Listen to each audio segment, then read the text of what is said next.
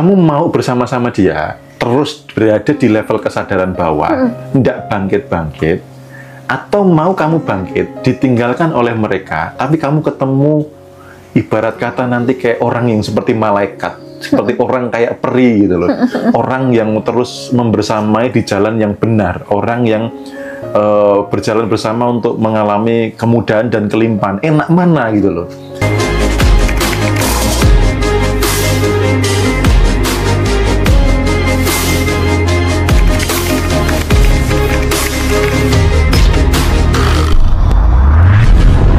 Oke, nah berarti kita tuh nggak harus buru-buru keluar ya Mas Bimo dari fase itu ya. Ibaratnya seperti biji yang tumbuh dalam tanah gelap itu berarti kita percaya ya akan kesabaran itu membawa kita ke cahaya gitu ya. Iya betul. Jadi proses kebangkitan itu memang seperti kayak biji yang sedang tumbuh, walaupun dia di tempat yang gelap ya, walaupun dia di tempat yang nggak tahu nih atas bawah atau terangnya kapan, tumbuhnya kapan. Tapi ketika teman-teman sudah dapat sinyal, ya percayalah bahwa ini proses yang tepat.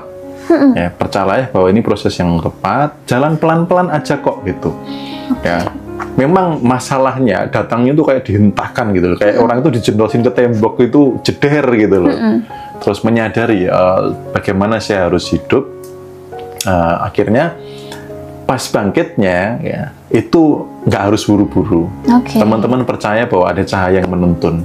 Teman-teman percaya bahwa Anda tidak sendiri berjalannya. Jadi saat bangkit ini Anda tidak akan pernah sendiri. Selalu ada yang membersamai. Ada banyak caranya untuk membersamai. Bisa tiba-tiba nonton video yang serupa, bisa mungkin pengen dapat informasi dari baca buku atau e-book atau apa yang berkaitan dengan itu. Saya pun juga sama gitu loh. Saat mengalami dulu tidak langsung yang buru-buru, aduh, bangkit spiritual ini gimana, aku harus gimana itu enggak. Tetap santai, karena kebangkitan spiritual ini halus lembut. Kita nggak bisa pakai energi-energi yang buru-buru, yang gerusa-gerusu tadi gitu.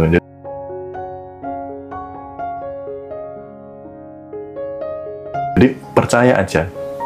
Kalau teman-teman sudah niat untuk bangkit, berarti kan ketika Anda, misalnya kata Anda masih kecil gitu ya, udah siap untuk bisa duduk, bisa berdiri, pasti ada tangan yang membantu Anda gitu loh. Orang tua Anda ya, yang ngajari cara berdiri, cara berjalan, cara berlari dan seterusnya gitu. Jadi seperti itu prosesnya.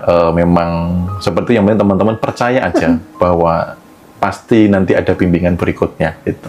Oke, nah percaya di sini tuh kadang kita sulit untuk membedakan Mas Bimo. Mana yang percaya menyerah? Kita sudah posisi menyerah nih, baru percaya gitu. Mana yang posisi kita menyerah dan percaya dan berserah. Gitu. Jadi antara dua itu sulit banget kita bedakan. Ini gimana bedanya apa Mas Bimo? Ya, bedanya antara pasrah dengan berserah gitu ya. Nah, makanya ketika ada proses kebangkitan spiritual itu kan ada masalah dulu yang bertubi-tubi. Nah, ini kan ada dua pilihan.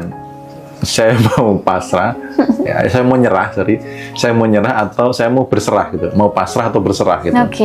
Gitu. Nah kalau pasrah aja itu kayaknya ya sudahlah, aku nggak bisa apa-apa, terus nggak ngapa-ngapain, gitu. Jadi udah langsung angkat tangan yang bener-bener angkat tangan, nggak mau ngapa-ngapain. Tapi kalau berserah itu ada yang namanya proses mempercayakan kepadanya.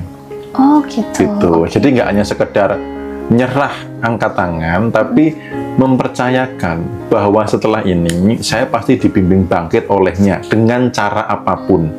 Ini namanya mempercayakan gitu. Ini yang namanya mempercayakan. Jadi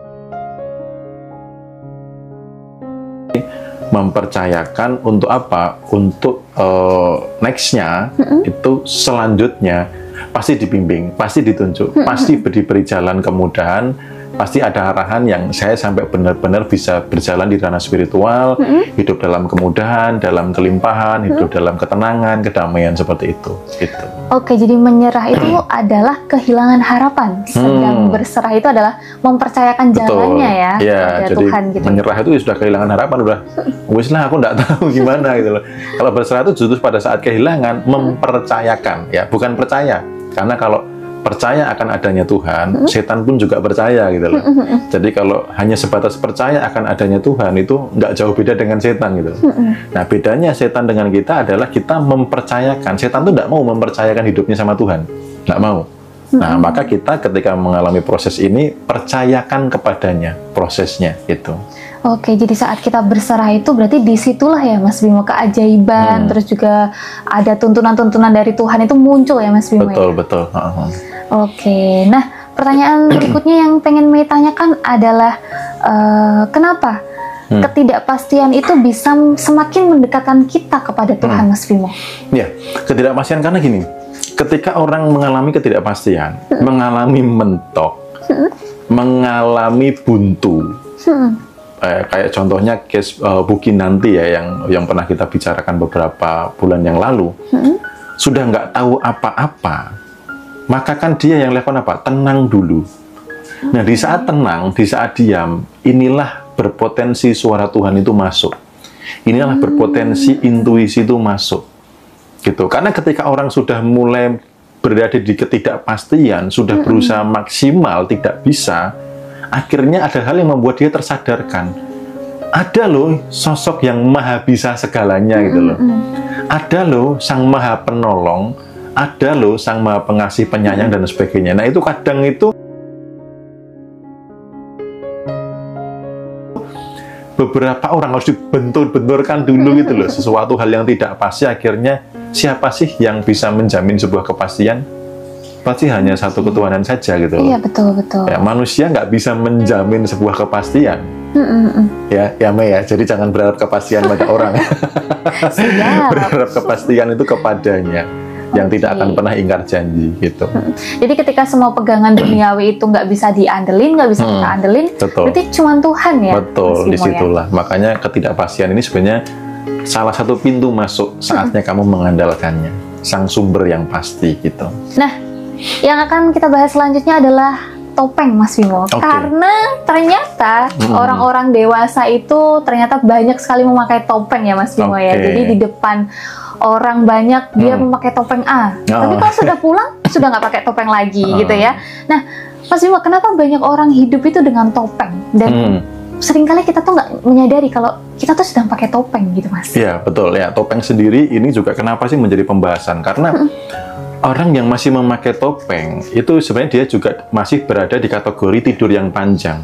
Dia belum bangkit secara spiritual gitu. Nah, kenapa sih orang pakai topeng? Karena sejak kecil kita tuh dididik untuk apa? Untuk yang namanya terlihat baik versi orang lain gitu. Untuk melakukan segala sesuatu tuh demi dinilai orang lain gitu loh. Demi disukai orang lain, demi apa pendapat orang lain, apa kata tetangga kalau kamu tidak begini, begitu, kamu harus baik di depan Pak Demu, Bu Demu, kamu harus sopan. Jadi tidak dididik menjadi diri sendiri yang inilah diri saya gitu loh. Sehingga orang bisa kehilangan jati diri, bisa kehilangan diri yang sebenarnya seperti apa. Nah, maka untuk proses bangkit secara spiritual ini itu juga bagian dari melepas topeng-topeng. Nah, orang yang sudah bangkit berjalan di spiritual, mereka sudah tidak lagi mau memakai topeng. Mereka hidup apa adanya. Ya aku gini, kamu suka ya syukur, enggak ya enggak apa-apa. Aku hidup bukan untuk membuat kamu suka atau menyukakan semua orang gitu loh. Ya aku hidup untuk seperti ini, jujur menjadi diri sendiri. Jadi tidak lagi terpengaruh oleh didikan dari masa kecil yang pokoknya kamu harus baik, harus begini, kamu harus terlihat begini, harus begini, harus begitu. Jadi akhirnya apa? Ketemu si A pakai topeng, ketemu si B orangnya suka humor, akhirnya diri yang nggak humoris pakai topeng humoris gitu. Ketemu si C orangnya suka ngeluh, lagi sedih, lagi banyak utang, maka ketika ketemu si C kita harus sedih, harus merengut, harus kayak juga sama-sama menderita gitu loh. Jadi kan hidup kayak itu tuh melelahkan gitu. Nah, pertanyaannya kapan mau memutuskan untuk bangkit gitu. Nah, ini ada dari pertanyaan dari Kak William, Mas Bimo, kalau pakai brainwave apakah bisa jadi kemelekatan? Oh, tergantung sih, tergantung yang pakai gitu. Karena brainwave itu kan dipakainya hanya pada saat tidur atau mungkin pada saat menjelang tidur gitu ya, di gelombang-gelombang alfa dan theta. Nah, tergantung isinya apa. Kemudian tergantung kesehariannya gimana. Kalau pakai habis itu ngarep-harap kok nggak ada keajaiban, kok nggak ada uang datang, kok nggak segera lunas hutangnya, itu namanya kemelekatan. Tuh. Jadi pemakaian brainwave itu kegiatan. Nah, kalau kemelekatan itu soal rasa. Nah, tinggal rasamu piye gitu loh. Kamu ngerasain apa dari situ? Kalau setengah mendengarkan kamu merasa bisa lebih pasrah total, lebih mempercayakan kepadanya, fokus kepada ikhtiar maksimal, ya itu namanya bukan kemelekatan itu. Jadi tergantung respon dari diri, tergantung isinya apa. Karena saya juga nggak tahu isi penuhnya apa gitu loh. Ya. Oke, gitu ya Mas William. Nah, kita lanjut lagi. Tadi kita sampai melepas topeng ya Mas William. Berarti kita tuh sejak kecil diajari untuk menjadi baik dalam versi orang lain. Iya, baik dalam versi orang lain. Jadi baiknya tuh demi dinilai orang lain gitu loh. Bukan baik yang, ya aku baik karena diriku gitu loh. Aku baik karena aku punya bakat ini, aku punya karakter ini gitu loh. Bukan karena, kayak gitu nggak boleh. Nanti apa kata tetanggamu, nanti apa kata Pak Guru, nanti jadi harus baik versi orang lain, bukan baik karena dari dalam gitu. Oke, nah kalau sudah terlanjur kita pakai topeng, nah baru kali ini kita sadar nih Mas Bimo. Terus ada pertanyaan nih di otak. Kalau semua orang pergi, siapa aku sebenarnya? Nah ini belum bisa jawab nih. Ada pertanyaan itu yang muncul dari diri sendiri karena ternyata Mei baru sadar bahwa Mei ini selama ini pakai topeng gitu loh. Iya. Nah, pertanyaan yang bagus. Jadi ketika kita proses melepas topeng, kita memang akan dalam tanda kutip berpotensi bisa kehilangan orang-orang yang nyamannya pakai topeng kita. Itu kan sebenarnya dia tuh sebenarnya bukan menyukai kamu, tapi menyukai kamu versi A, versi topengmu ini gitu. Nah, ketika saya pun melepas topeng, misalkan contoh salah satu hal ya, berhenti mengeluh gitu ya, akan ada mulai orang-orang yang nggak suka. Ada mulai orang-orang yang meninggalkan. Tapi orang yang meninggalkan itu kan orang yang para pengeluh, yang vibes-nya kekurangan gitu, yang kalau ketemu ngomongin kejelekan, sebenarnya ditinggalkan sama orang begitu tidak masalah kok. Tapi ingat, proses bangkit tadi, Anda pasti dibersamai, Anda nggak sendiri. Nah, ketika ada satu yang hilang, ini akan tergantikan. Dan awal-awal memang ya kebangkitan spiritual awal-awal membuat kayak kita kok temannya menjadi semakin dikit gitu. Kayak aku serasa sendiri. Enggak kok, itu baru masa transisi. Nanti setelah itu, setelah masa transisi selesai, Anda akan dipertemukan dengan orang-orang juga yang bangkit secara spiritual. Bahkan ibarat kata nih, belum pernah ketemu atau hanya lewat online, itu kayak sahabat dekat yang bisa saling mengingatkan, bisa membersamai, bisa saling terkoneksi untuk saling mengingatkan gitu loh. Yuk kita tetap berjalan di kesadaran spiritual ini gitu. Nah, jadi tidak perlu khawatir kok ketika ada orang-orang yang meninggalkan, itu masa transisi aja. Jadi lewati prosesnya bahwa ini sudah baik dan aku pasti mendapatkan pendamping atau sahabat atau apa yang juga membimbing ke arah ini gitu. Oke, jadi cara mengenali kita pakai topeng atau enggak itu adalah ketika kita melakukan sesuatu itu karena ingin atau sekedar bertahan ya Mas, takut tidak diterima atau begitu ya. Tandanya kalau tandanya masih pakai topeng yaitu, jadi ketika misalkan Mei ketemu nih, gitu, ketemu sama orang, aku gimana ya biar dinilai baik sama dia, berarti mau pakai topeng. Gitu loh, biar dia nggak pergi dari aku harus ngapain, berarti pakai topeng. Gitu loh, hidup yang jujur dengan diri, ya sudah ketemu orang itu ya sudah, aku tuh begini loh, gitu loh, aku tuh adanya begini, gitu loh. Kalau misalkan temennya nih, tapi aku tuh sukanya orang yang ketika aku ngeluh tuh diiyain, dimengerti gitu. Nah, kita nggak tertarik untuk itu. Sorry, aku kalau mengiyakan pengeluh aku nggak bisa gitu loh. Kalau aku untuk mendengarkan membahas kejelekan atau nggak bisa gitu. Nah, kita tetap jujur pada diri, nggak langsung berubah. Oh, kamu sedang mau ngeluh, sorry ya, gimana? Oh iya, menderita banget. Jadi nggak begitu gitu loh. Ya, jadi tandanya kalau masih pakai topeng, ketika orang menuntut sesuatu dari kita yang sebenarnya bukan diri kita tidak tertarik untuk mengikuti. Jadi ya wis lah, dia mau ke yang mana gitu. Kayak saya misalkan ya kalau sekedar mau curhat sama saya ya nggak cocok. Ya mungkin biar cari channel lain gitu loh kalau hanya mau curhat. Tapi kalau mau bertumbuh, ya ayo kita bangkit bersama, kita berjalan bersama. Nah, itu artinya apa? Saya sudah jujur sama diri sendiri. Jadi kalau mau di sini, ya fokuslah untuk ke solusi, ke bangkit, berjalan bersama, bukan untuk hanya sekedar curhat ingin didengar atau ingin dimengerti tok gitu loh. Ya capek kalau ibarat kata kayak di video sebelumnya kan ada terkait dengan vampir energi. Itu capek banget kalau kita harus orang datang harus kita mengerti gitu ya. Ketidakbahagiaan dia seolah-olah kayak tanggung jawab kita gitu loh. Kalau dia sedih kita juga harus mengerti, ikut sedih. Kita lagi seneng, lagi jalan-jalan, di telepon temen lagi sedih, kamu kok seneng-seneng sih, aku lagi sedih gitu kan. Kalau pakai topeng kan, sorry ya udah aku tak sedih dulu ya gitu. Kan hidup kayak gitu udah enak gitu. Iya, betul. Gitu. Jadi selama masa transisi itu kita nggak apa-apa banget ya Mas untuk kehilangan orang-orang yang mungkin nggak sefrekuensi ya dengan kita sangat ya. Betul. Yang terpenting adalah ketika kita kembali jujur pada diri sendiri ya Mas Bimo. Iya. Oke. Nah teman-teman begitu ya cara mengenali apakah kita sedang pakai topeng atau enggak. Nah ketika kita kembali jujur pada diri sendiri ini biasanya kita akan merasakan kelegaan nggak sih Mas? Atau merasa bersalah pada orang-orang yang mungkin meninggalkan kita gitu? Ya sebenarnya ya kalau benar-benar sudah jujur sama diri, sudah melepas kekhawatiran bahwa saya tidak disukai orang atau dibenci orang, yang ada tuh sebenarnya lega. Oke, lega ya. Coba deh kalau misalkan nih Mei pernah nggak dapat temen gitu ya, yang ketika ketemu itu melelahkan. Karena ngomongin kejelekan, ngomongin keburukan, mengeluh gitu ya. Tapi ketika nggak bersama dia, seminggu aja tiba-tiba nggak ada kabar gitu ya.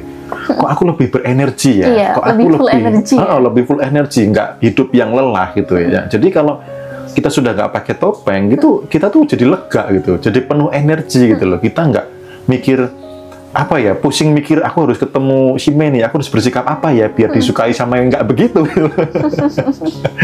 Dan ketika orang sama-sama sudah bangkit, orang yang benar itu bisa menerima orang lain seutuhnya.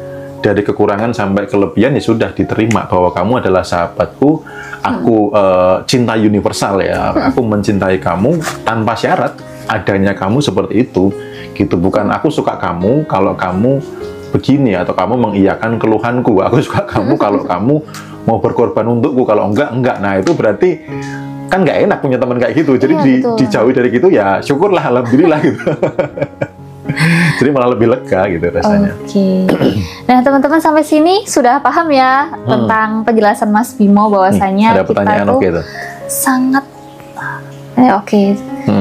dari Kak Nia. Tapi kalau ketika saya nggak pakai topeng, teman-teman pada jauh gimana Om? Nggak apa-apa gitu ya. Termasuk ini yang tanya kalau mereka malah berubah gimana? Kalau mereka berubah lebih baik nggak apa-apa. Tapi kalau mereka lebih buruk ya sudah. Berarti gini loh.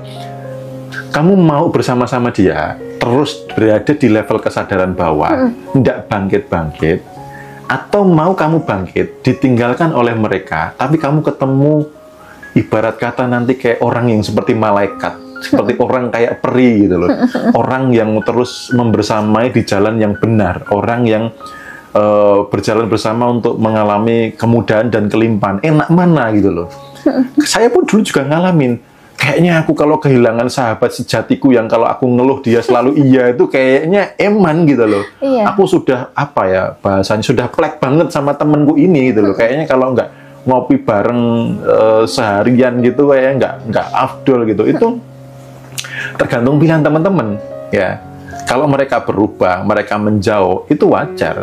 Pertanyaannya mau nggak gitu loh, mau nggak masih bersama-sama dengan mereka, tapi korbannya hidup Anda tidak segera meningkat, ya, atau tetap mengalami tidur yang panjang, atau tetap menarik kekurangan. Kalau ngomong kelimpahan kekurangan, keluhan ini narik kekurangan, bahkan narik asap yang pedih.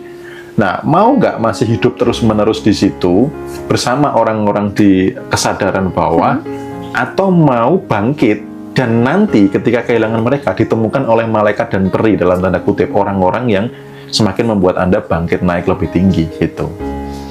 Oke, begitu ya teman-teman semuanya. Ada dari pertanyaan lagi nih, berarti mending cari teman baru yang sefrekuensi ya Om? Sebenarnya nggak perlu nyari pun dapat kok nanti. Jadi datang sendiri gitu ya? Iya, karena energi, cara kerjanya itu dia berdasarkan frekuensi. Oke. Karena kalau misalkan nih berusaha nyari, jadi contohnya gini, salah tangkap bahwa ini saya harus meninggalkan teman yang di bawah, saya harus nyari teman yang di atas. Kalau diri Anda masih sama, nggak bisa. Oke, gitu loh. Ya. Nanti akan ketika ketemu dengan teman yang di kesadaran lebih itu nggak nyambung, gitu loh. Ngobrol nggak nyambung gitu. Akhirnya apa? Nggak nyaman, terpisah lagi. Balik lagi ke teman-teman yang di bawah ini tadi. Jadi prosesnya bukan kita nyari, tingkatkan dulu kualitas diri. Jujur kepada diri, ya bangkit secara spiritual dan lain sebagainya, maka nanti frekuensi diri kita akan menarik. Banyak kok teman-teman yang tidak saya undang itu tapi datang gitu loh. Saya yang tidak nyari tapi mereka dihadirkan. Baik yang dari hanya sekedar online atau offline, bahkan online pun bisa saling menguatkan yang luar biasa gitu loh ya. Jadi prosesnya jangan langsung mencari teman yang dalam tanda kutip di level kesadaran lebih, tapi perbaiki diri dulu. Nanti frekuensi kita yang membaik, yang sudah penuh syukur, yang sudah tidak hanya melihat hal-hal 3D, keluhan, dan lain sebagainya, itu yang akan mengundang orang-orang yang berkesadaran lebih itu untuk hadir gitu. Oke, nah next ke bab selanjutnya nih Mas Bimo. Gue penasaran, apakah ketika kita mengalami kebangkitan spiritual itu di sisi lain kita masih membawa luka dari masa lalu? Apakah itu bisa jadi halangan dalam proses kebangkitan itu, Mas Bimo? Ya, proses kebangkitan itu kalau masih membawa luka otomatis terhambat, karena kebangkitan spiritual ini antara yin dan yang itu sudah diterima utuh. Gitu loh, jadi tidak lagi luka masa lalu itu tidak lagi dipandang sebagai luka. Ya, di buku Ripen itu ada yang memeluk ketidaksempurnaan gitu loh. Itu juga bagian dari bagaimana cara supaya bangkit gitu loh. Karena kalau masih berada di luka, frekuensi-frekuensi yang menyakitkan, ini bisa menutup sinyal-sinyal ketuhanan gitu loh. Karena kalau bangkit secara spiritual itu kita yang namanya intuisi, kata hati gitu ya, suara dari Tuhan itu mudah terdengar. Itu frekuensinya di frekuensi atas. Nah, luka ini kalau teman-teman belajar vibrasi itu di vibrasi bawah. Ini yang menghambat suara-suara itu masuk. Jadi kalau sudah bangkit secara spiritual, otomatis teman-teman itu bisa melampaui luka-luka masa lalu gitu.